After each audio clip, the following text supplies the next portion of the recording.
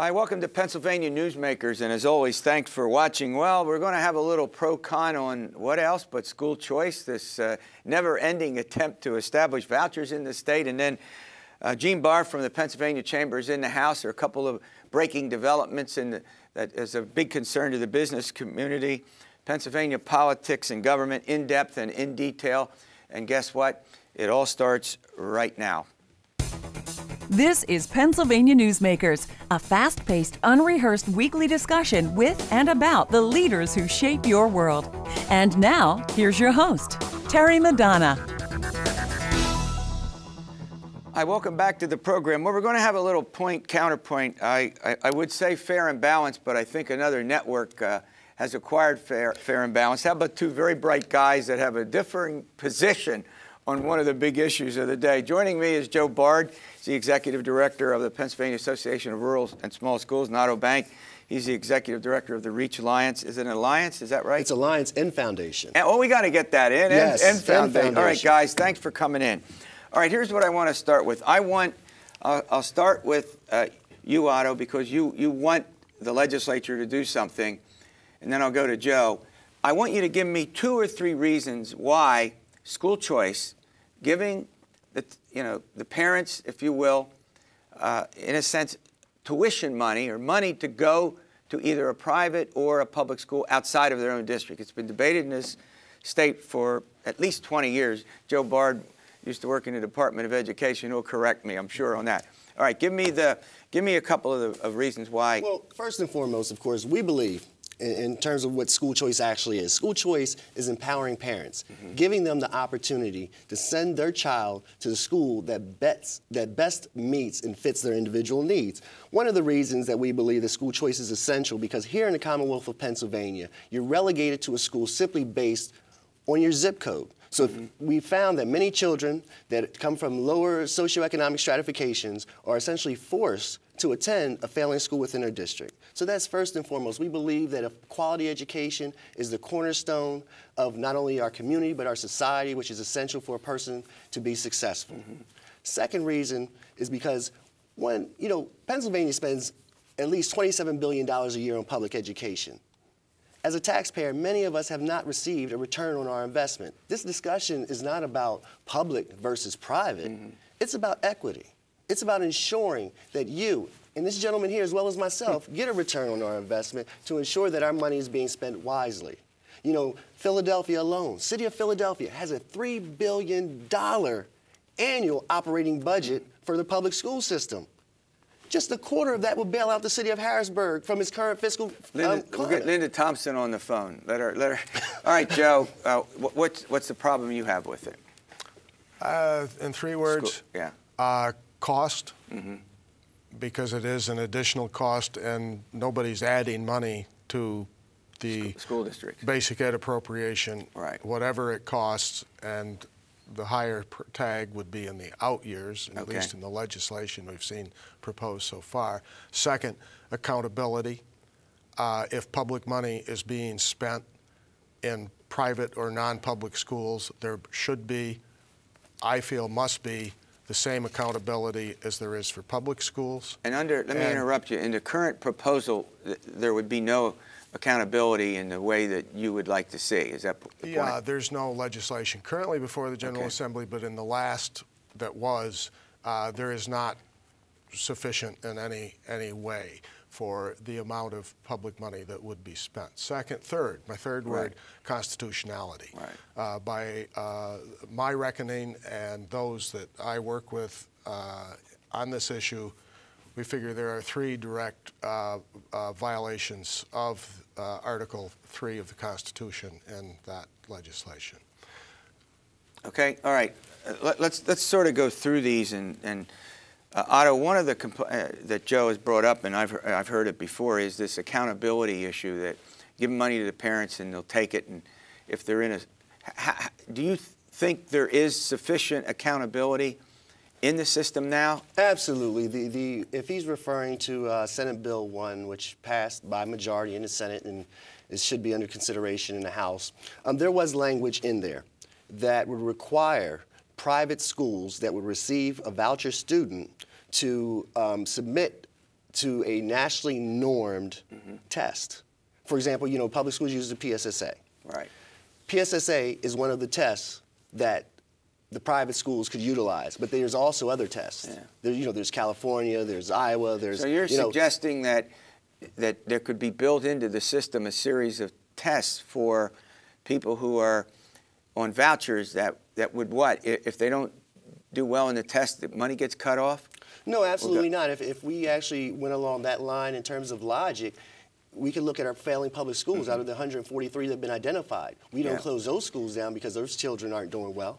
Joe, what happens is the money will follow the child. Okay. So what happens, if the child is not performing well in that school, the parent could then pick and choose another school. Joe, one of the points that keeps coming up also is the fact that given the dearth of money, the cut that took place in basic ed last year, we got to see what happens in the budget that the address the governor will deliver, I guess, on Tuesday.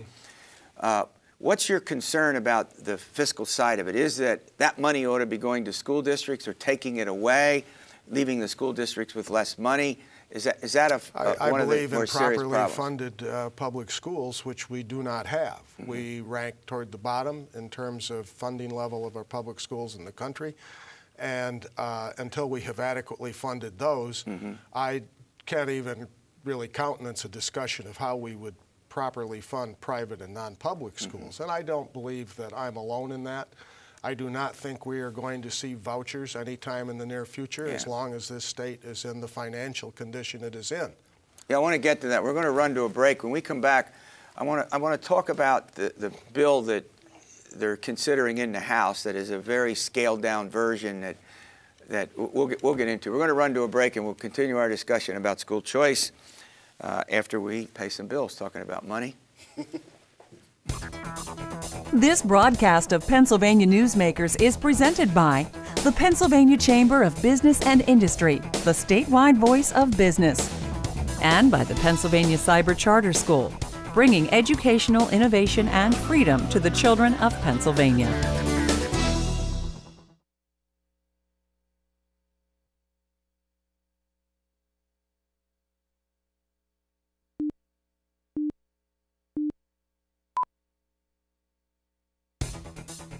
This broadcast of Pennsylvania Newsmakers is presented by ReconnectPA.org, supporting a comprehensive transportation funding solution, and by the Pennsylvania Manufacturers Association.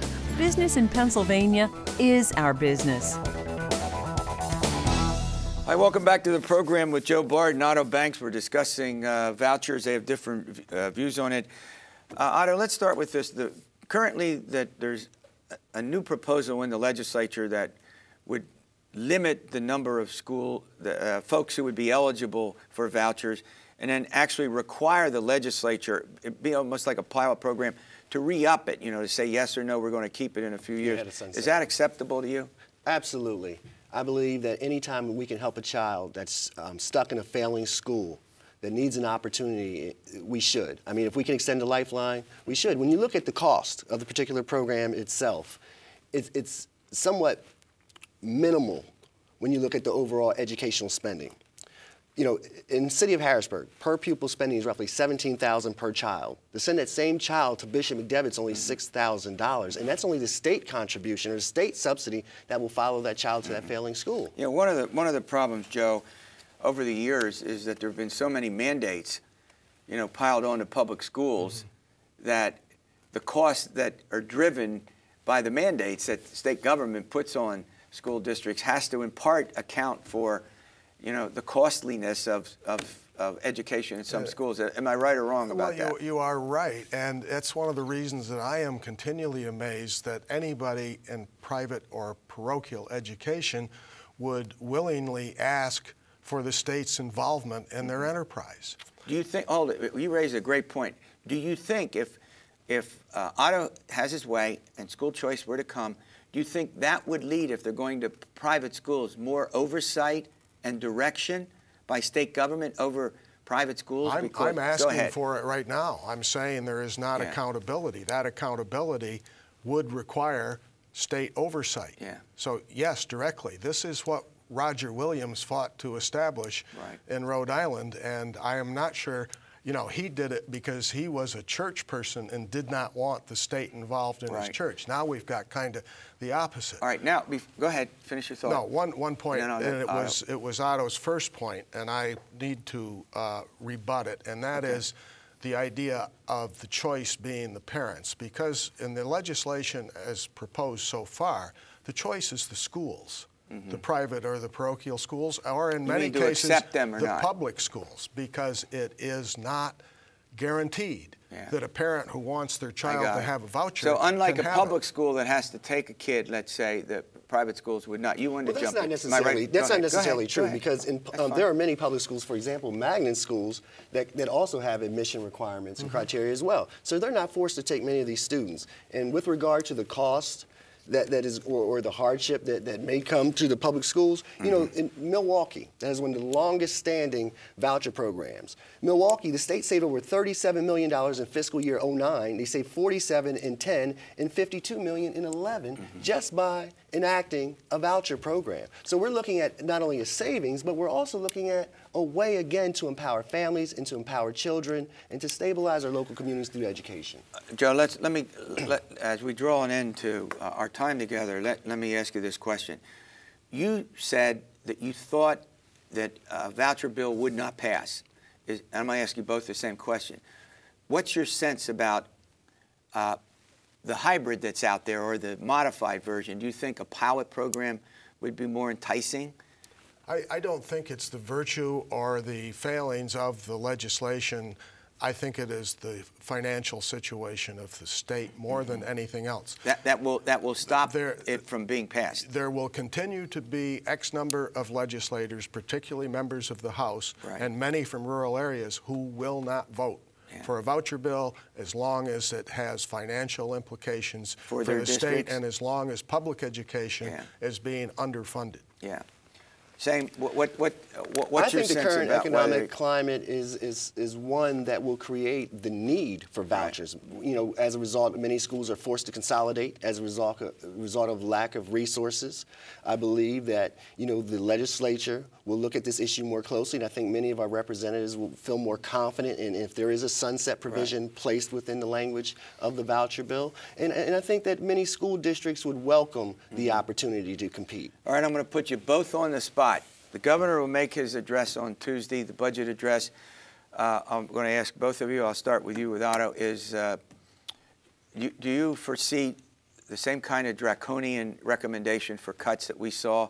15% in basic ed, 50% for the state-owned and state-related schools. You have any sense yet about what the education budget will look like? I really don't have any sense yet, but I'm confident that the public schools have contacted. They have a very active lobby, and the governor is well aware of the situation. So you don't I'm certain that he'll support. Be like we saw last year. No, I don't. Joe, final word. I think we're going to see level funding, and I think we're just going to see a slowing down of at least the private efforts to profitize kids. Yep. I'll tell you what, great discussion. We'll get you back if this piece of legislation percolates a little bit more. All right, our Gene Barr is here. We're going to get an update on a couple of important issues that affects the business community, and if it affects the business community, guess what? It ultimately affects the consumer. We'll be back in a moment. Stay tuned. This broadcast of Pennsylvania Newsmakers is brought to you by Pennsylvania Credit Union Association. Pennsylvania Credit Unions, where people are worth more than money. To find a credit union that is right for you, check out ibelong.org. And by the Energy Association of Pennsylvania, Pennsylvania's energy information source.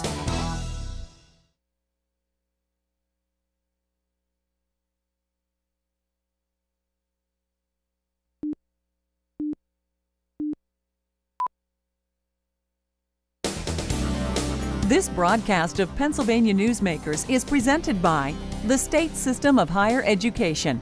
14 state-owned universities. The state system is the largest provider of higher education in Pennsylvania. And by the Hospital and Health System Association of Pennsylvania, working towards a healthy Pennsylvania. Hi, welcome back to the program. Joining me as often is the case is Gene Barr. Gene came in and said that I'm wrong about the governor's budget address. It is not next Tuesday, but the following Tuesday. What do I know? I'm just a host. All right. See, you already did some good here, Gene. Well, a little bit. We like to contribute here. There you go.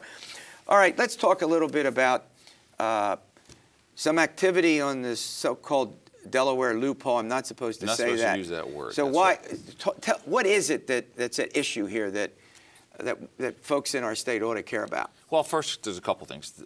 Over the years, companies, any company would, any individual would, seeks to minimize what your tax liability is. One way that certain companies over the years have done that is using what's called a passive investment company located in Delaware, Nevada, et cetera. In reality, that utilization has gone down in recent years. It's just not as attractive anymore. However, there are still some folks who want to address the situation of those companies, and to the extent that we can identify abuses of the system, we're willing to do that. So there's a new proposal. Unfortunately, Governor... Now, does that mean, hold on, when you say, does that mean that companies will open a shop, quote, end quote, in Delaware, but they're really not doing anything there? They're just doing it so they don't have to pay? Well, they use it, yeah, they use it to hold certain intangible property, let's say. Okay. And it's legal. Let's Oh, put yeah, that we're out not there. It's suggesting legal. it's not right. legal, yeah. So, but we've always said for things that clearly are abuses of the system, we're willing to take them on. For 8 years, Governor Rendell wanted to do something called combined reporting, which actually penalized companies that didn't even have utilization of a Delaware holding company. What they're discussing now is a much more limited approach to it, and we're taking a look at it because what they'd like to do is address that situation, go after some of these dollars that they believe they're owed, while at the same time reducing Pennsylvania's corporate net income tax rate, which is effectively the highest in the United States. So let me get this straight. Let's say you set up one of these passive operations in Delaware. What kind of savings, tax savings, would a company, I mean, just so our It's really hard to tell because, one, it's an individualized by company, and it has to come down to the calculation of your corporate taxes. And again, based on what we're hearing from tax practitioners, the utilization of this is down significantly. So our view is, are you really, it's not as big what a are problem. you really chasing it? Yeah, what are you really chasing okay. here? Exactly. Yeah, and would that purpose of that be to avoid Pennsylvania's corporate net income tax? Is that what that does? As anybody would, as we said, looking to minimize taxes, given that we're at 9.99, effectively 10%. Right. People would be foolish not to utilize legal measures to reduce your tax liability. Okay, and so you think that there's something likely to happen this spring or soon? It could. I mean, there are some Republicans and Democrats in the House that have proposed, as I mentioned, bringing down certain rates, adjusting certain other things called net operating losses and how you calculate your taxes on property and payroll in exchange for changing and trying to address this Delaware holding issue. I mean, how big an issue is this to the business community in general, would you say? Well, part of it is we have to see exactly what the language says. Part of the concern we have is that, one, we think that in many ways the Department of Revenue has a lot of the power to go after these companies now, and they have in the past. So we're concerned about a proposal that would give maybe a Department of Revenue in the future powers that in our view would be punitive, in which they could go after companies that we believe really aren't doing any abuses. All right, we're going to run to a break. When we come back, as you know, there's this huge debate nationally about extending unemployment compensation. In fact, Senator Casey from our state has been heavily involved in that. There's also a state issue involved in unemployment compensation that Gene will weigh in on following these words. This broadcast of Pennsylvania Newsmakers is presented by Highmark Blue Shield, changing the way health plans work for business with a variety of plan options for employers and more choices for employees. Information is available at highmark.com. Have a greater hand in your company's health. And by the Pennsylvania Healthcare Association, the future of long-term care.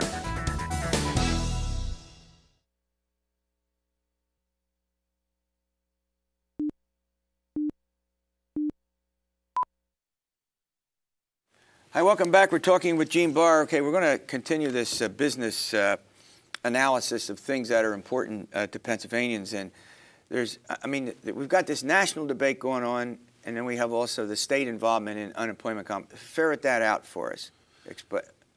Well, go ahead. Obviously, you got a situation where we have had a long-standing economic decline, and we're really we're still staggering, trying to get our way out of it. There's been some improvement here in Pennsylvania. We've done well in certain sectors, natural gas drilling being one, certain others.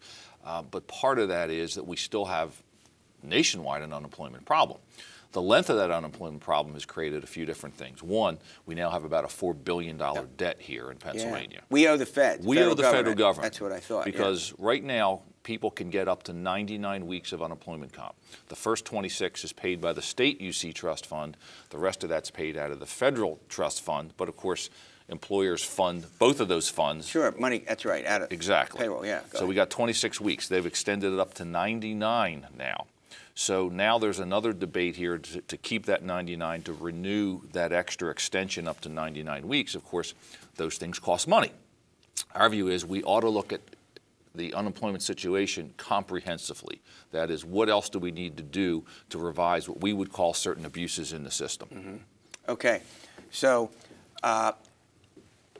does Pennsylvania, if the federal government, they want to extend it, is it another 6 weeks or 7 weeks? Right, up to 99 would total. Would that come back to Pennsylvania? Would Pennsylvania, or would that come out of the federal? Well, it's Pennsylvania employers who pay both. So one way or another, whether it's coming out of the right pocket or the left pocket, employers are paying these dollars. Is your position then, the Chamber's position, that you shouldn't extend it, or the government ought to pay for it if they want to do this? It's a really good question. Our position is that we're not opposed to the extension, but we need to comprehensively solve abuses in the system. For example, the Obama administration, about 18 months ago, identified about $377 million a year lost in Pennsylvania's unemployment compensation system due to fraud, waste, and overpayment. And didn't Jack Wagner, the Auditor General... He saw some of the same.